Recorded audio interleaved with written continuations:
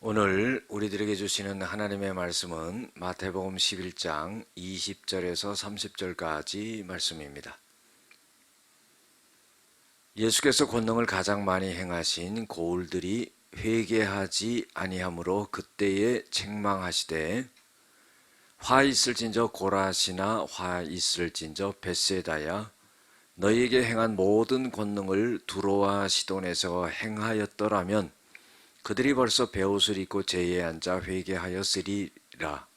내가 너희에게 이르노니 심판날에 두로와 시돈이 너희보다 견디기가 쉬우니라.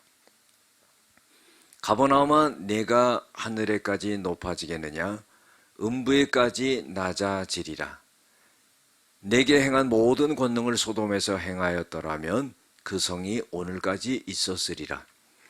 내가 너희에게 이르노니 심판날에 소돔 땅이 너희보다 견디기 쉬우리라 하시니라.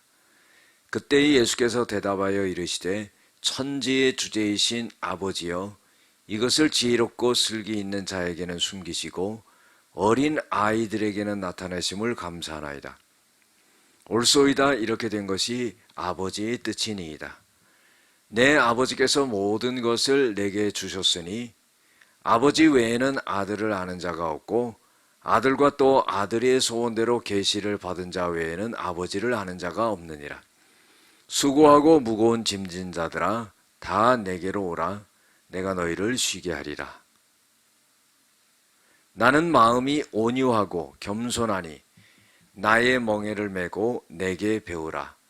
그리하면은 너의 마음이 쉼을 얻으리니 이는 내 멍에는 쉽고 내 짐은 가벼움이라 하시니라. 아멘. 오늘은 온유와 겸손으로 누리는 참된 안식이라는 제목을 갖고 함께 은혜를 나누고자 합니다.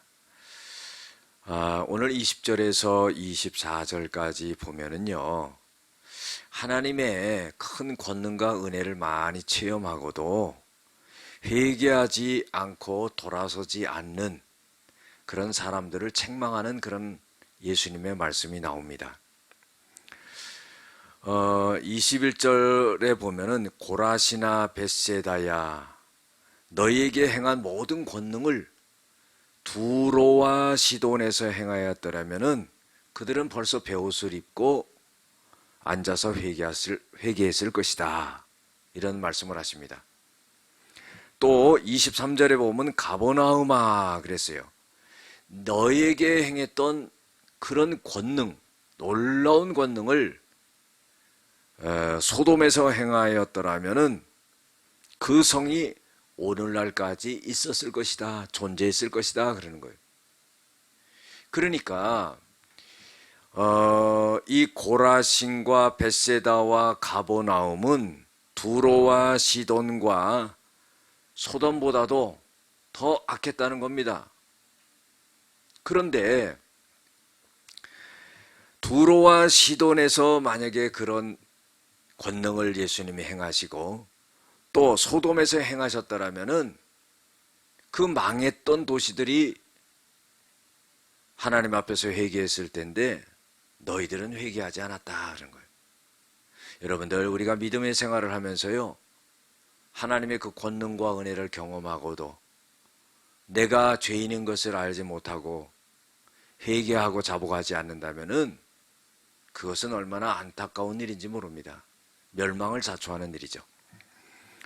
25절에 보면은요, 하나님의 비밀은 세상적인 지혜와 슬기를 가진 자보다 순전한 자에게 나타난다 하는 거예요.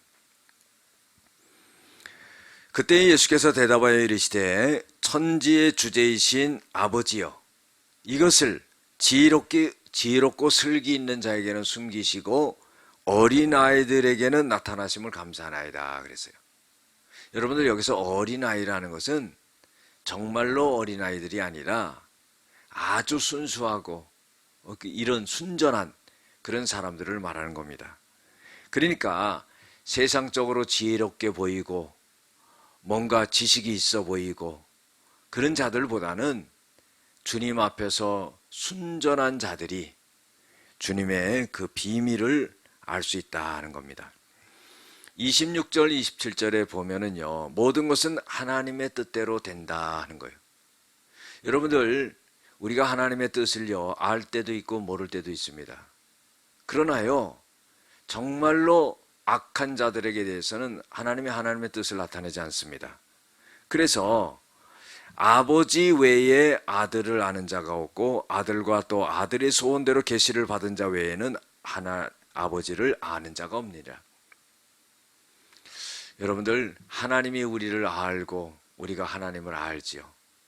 그러나요, 그것이 가려지게 되면은요, 그 관계를 알 수가 없는 겁니다. 세상의 사람들이요, 하나님이 내 아버지라고 이렇게 말하지 못하잖아요. 알지 못하잖아요.